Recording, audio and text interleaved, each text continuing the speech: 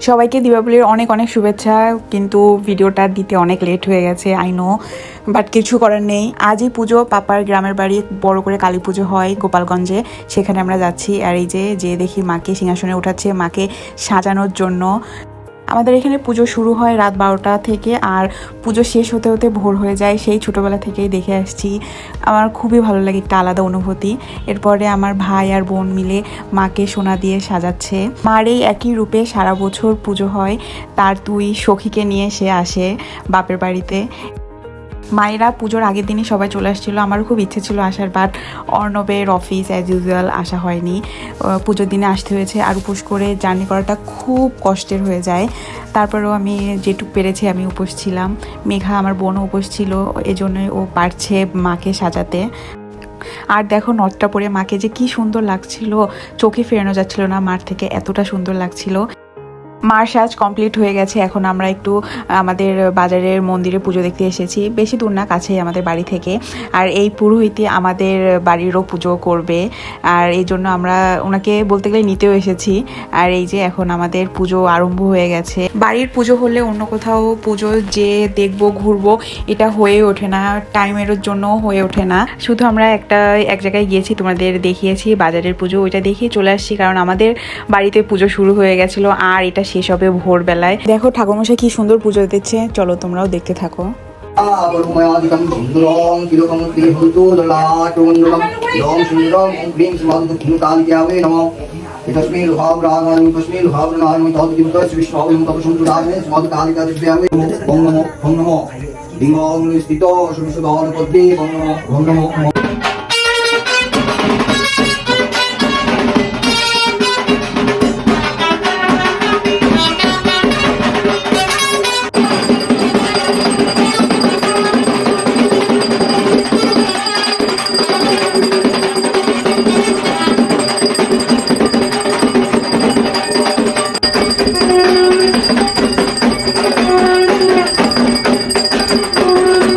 এই ঠাকুরমশাই বংশ পরম্পরা হয়ে আসছে, কারণ ঠাকুরমশাই দাদুও আগে পুজো দিত, এখন সে নেই।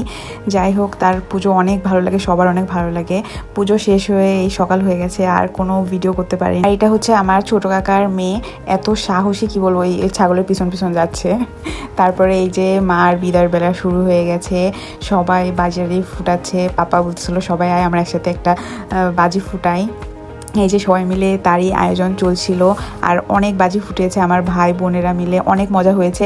এই সময় আমরা সব একসাথে হই, ভাই বোনরা যেখানে থাকুক না কেন, এই দিনটায় সব আমরা একসাথে হই। আমার তো ভীষণ ভালো লাগে সবার সাথে মজা আনন্দ করতে। আর এই যে পাপা মা অর্ণব সবাই চলে আসছিল মজা করতে, আর সবাই অনেক মজা করেছে। তারপরেও মনের মধ্যে একটু কষ্ট থেকে যাচ্ছে যে আর কিছুক্ষণ পরেই মাকে বিদায় জানাতে হবে। আবারও একটা বছরের অপেক্ষা, মা আবার আসছে বছর আবার হবে। এই যে এই মজা টজা হওয়ার পরে এবার তো একটা সাংঘাতিক ঘটনা ঘটবে। মা কালীর কৃপায় কোনো অঘটন ঘটেনি। এই যে দেখো, এটা হচ্ছে আকাশে ফুটবে তা নয়, কি অবস্থা, সবাই ভয় পেয়েছে। তারপরে আমার কাকার ছেলে তো একেবারে ছোট, সে অনেক ভয় পেয়েছে। আসলে জিনিসটা ভয়েরই ছিল, দুর্ঘটনা ঘটেনি, বাট ঘটতেও পারতো। সব মারই কৃপায় কারোর কোনো ক্ষতি হয়নি। আর এই যে দেখো সবাই ধুনুচি নাচ নাচছে, আমার মা, বড় মা, বোনেরা মিলে সবাই ধুনুচি নাচ নাচছিল, ভালোই লাগছিল মার সামনে। আজ বিসর্জনের দিন, বাট অনেক লোডশেডিং হচ্ছিল, বলার জাস্ট সেকেন্ডে আসতে যাচ্ছে, কি যে অবস্থা, চারিপাশ অন্ধকার হয়ে ছিল, কোনো আলো ছিল না। আরতি নাচ করাটা শেষ হয়ে যাওয়ার পরে এখন মায়ের বরণ শুরু হয়ে গেছে। বরণের পরেই তার বিদায়, আর কিছুক্ষণের জন্যই মা আছে আমাদের মাঝে। এরপরে সে আবার শ্বশুরবাড়ি চলে যাবে। অন্য শুধু বরণটাই করলো। এরপরে আমি মাকে জল মিষ্টি ধান দুপো দিয়ে বরণ করলাম, আর কানে কানে বললাম মাগো আবার এসো, সামনের বছর আবার তুমি এসো। মাকে সিঁদুর পরিয়ে তারপরে আমরা সবাই সিঁদুর খেলি, এটা একটা আলাদা অনুভূতি। বিয়ের আগে এটা করা যায় না, এটা বিবাহিত মেয়েদের জন্যই।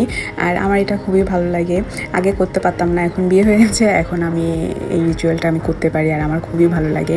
এরপরে মা আসছে, এবার এক এক করে মাকে বরণ করবে, তারপরে মাকে বিদায় জানাতে হবে। আর এই যে চলে আসছে মার বিদায়ের সেই মুহূর্তটা, আবার এসো মা সামনের বছর। আর এই যে আমাদের সামনেই নদী আছে, এখানে মাকে বিসর্জন দেওয়া হয় আর সেই জন্য সব প্রস্তুতি চলছে। আগেই বলেছিলাম এখানে প্রচুর লোডশেডিং হচ্ছিল, কোনো জেনারেটরের ব্যবস্থাই ছিল না বা করাও যায়নি হুট করে, কারণ এটা জানা ছিল না যে এত লোডশেডিং হবে। এর জন্য চারিপাশ অন্ধকার ছিল। মার বিসর্জন দেওয়া হয়ে যাওয়ার পরের দিনে আমরা চলে আসছি, আমার ওইটু আর ভিডিও করা হয়নি। পরের দিন সকাল সকালেই ঢাকায় চলে আসছিলাম। বিকেলে হুট করে অন্য বললো চলো পুরনো ঢাকায় যাই। পুরনো ঢাকায় 3 দিন মায়ের পুজো হয়, 4 দিনের দিন বিসর্জন হয়। তাই আর কিছু না ভেবেই বললাম কি চলো যাই ঘুরে আসি।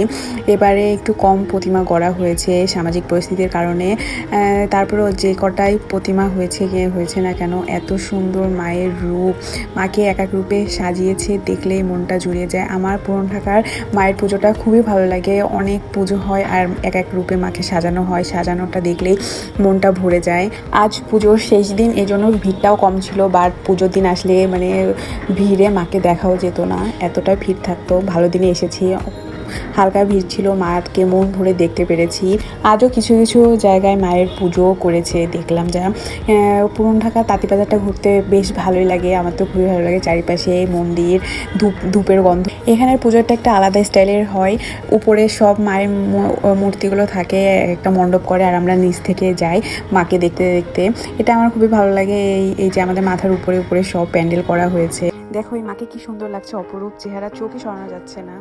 মায়ের দর্শন করা হয়ে গেছে। এরপরে আমরা আবার বাসার উদ্দেশ্যে রওনা দিয়েছি। অর্ণব একদম অফিসের গেট আপেই ছিল, ওরও একটু টায়ার্ড লাগছিল, তাই আর বেশিক্ষণ ওয়েট করে নিয়ে আমরা বাসা চলে গেছি।